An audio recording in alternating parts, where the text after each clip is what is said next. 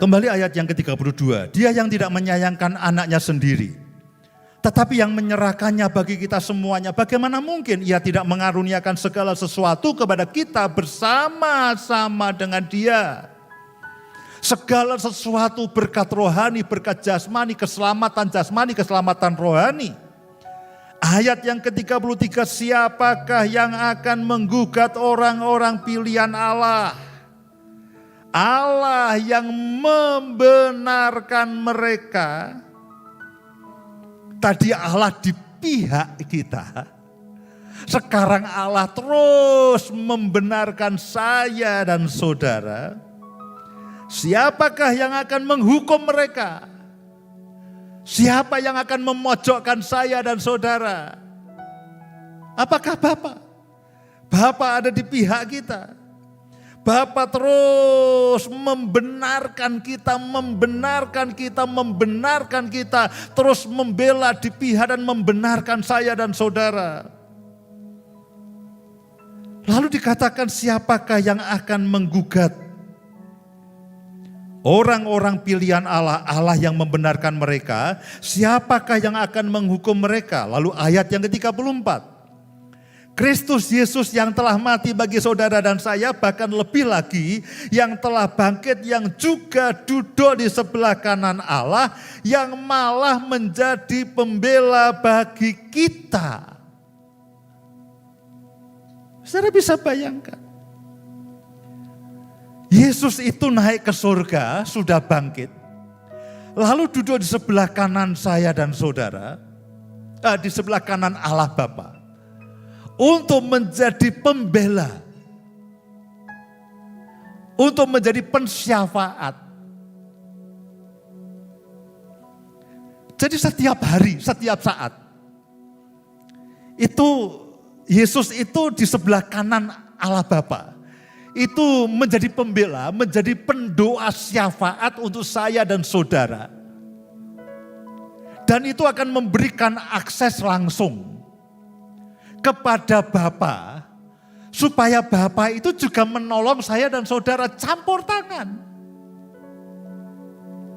Ketika kita berdoa untuk seseorang, kita berdoa supaya Tuhan itu campur tangan dalam kehidupan orang itu. Itulah fungsi daripada pembela dan pendoa syafaat. Nah, Yesus itu adalah pendoa syafaat saya dan saudara. Tidak terbayangkan kan?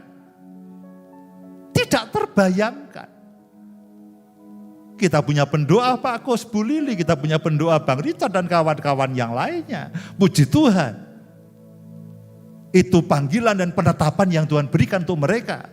Berdoa bagi negara, berdoa bagi kota, bagi bangsa, bagi kita semuanya. Tapi lalu siapa yang berdoa untuk Pak Kus? Bahkan mungkin Bu Lili lupa berdoa untuk Pak Kus karena berdoa untuk kita semuanya. Tapi jangan khawatir Pak Kus. Ada Yesus yang tidak pernah ngomel dan terus menjadi pembela. Bu Lili mungkin kadang-kadang ngomel, kadang-kadang menjadi pendoa juga ya Pak ya. Kita tidak tahu prosentasenya. Tapi yang menarik adalah Yesus itu berdoa di hadapan Bapa. Tolonglah Pak Kus, tolonglah Pak Kristono, tolonglah Pak Samuel. Mereka hidup di tengah-tengah dunia yang jahat. Mereka punya masalah dengan hidup mereka, tolonglah. Dan itu memberikan akses langsung kepada Bapa untuk campur tangan dan menolong saya dan saudara. Ajaib saudaraku. Ajaib. Ketika Yesus menjadi pembela, itu membuat Allah campur tangan dalam setiap situasi sulit yang saya dan saudara hadapi. Kita pindah ke Ibrani pasal yang ke-7 ayat yang ke-25. Ini juga ayat ajaib. Nanti saudara baca ayat-ayat kelanjutannya. Karena itu, Dia sanggup juga menyelamatkan dengan sempurna. Dengan sempurna. Tidak ada celah.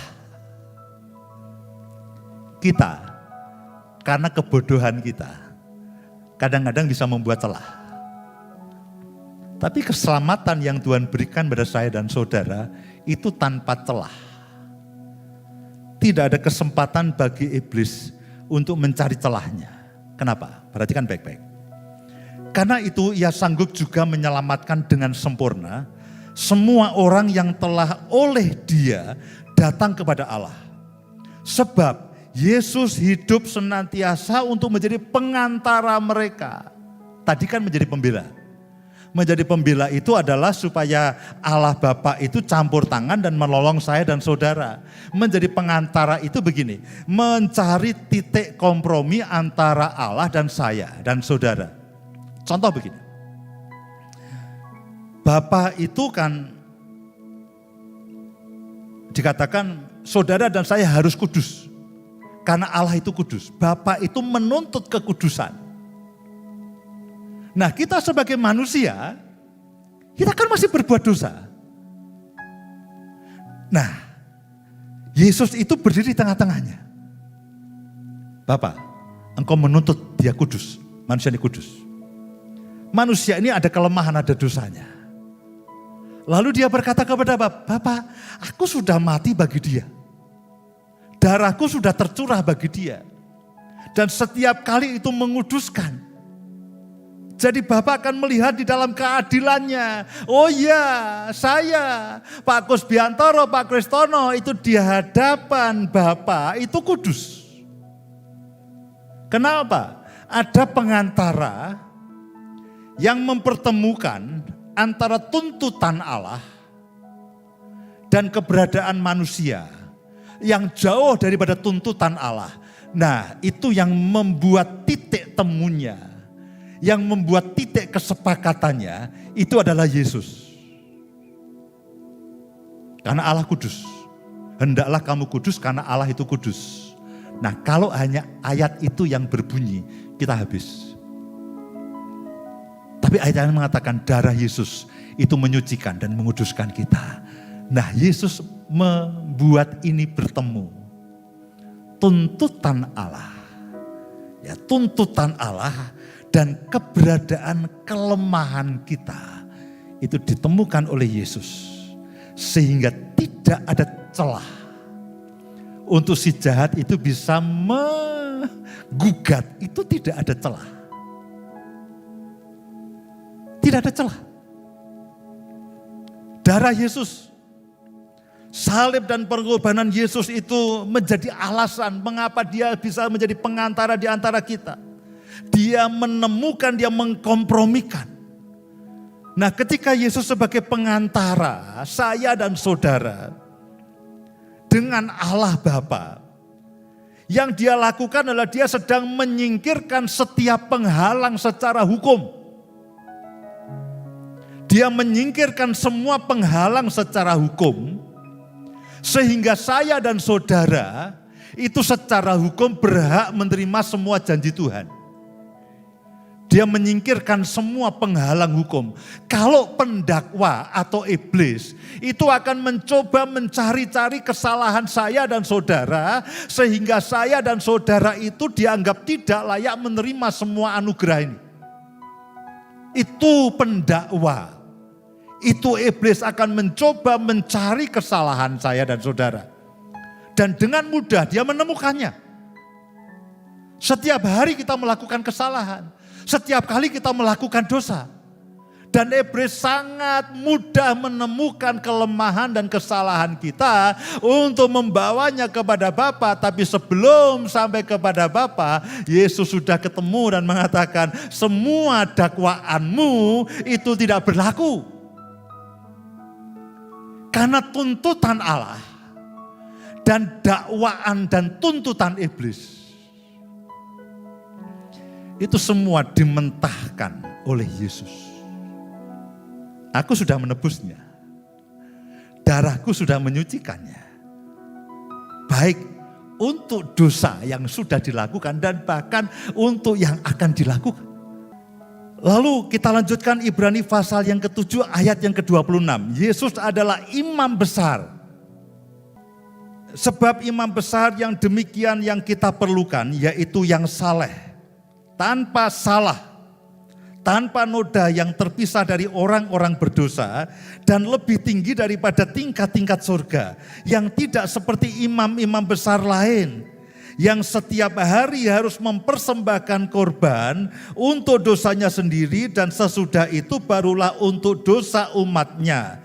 Sebab hal itu telah dilakukannya satu kali untuk selama-lamanya, ketika ia mempersembahkan dirinya sendiri sebagai korban. Yesus sebagai pembela, Yesus sebagai pengantara, Yesus sebagai imam besar. Dan dia adalah memberikan tugas imam besar, mempersembahkan korban yang memberikan hak kepada Allah untuk menunjukkan pengampunan dan belas kasihannya, dan bukan hukuman. Supaya Tuhan itu punya legalitas. Dia memberikan pengampunan dan memberikan kasih karunia kepada saya dan saudara, dan bukan hukuman, harus ada korban. Nah, tugas imam besar itu memberikan korban supaya Tuhan itu tidak menghukum kita. Dan kalau pada zaman perjanjian lama imam besar itu membawa korban binatang, Yesus itu membawa korban dirinya sendiri, darahnya sendiri yang tercurah. Dan itu terus sekali untuk selama-lamanya.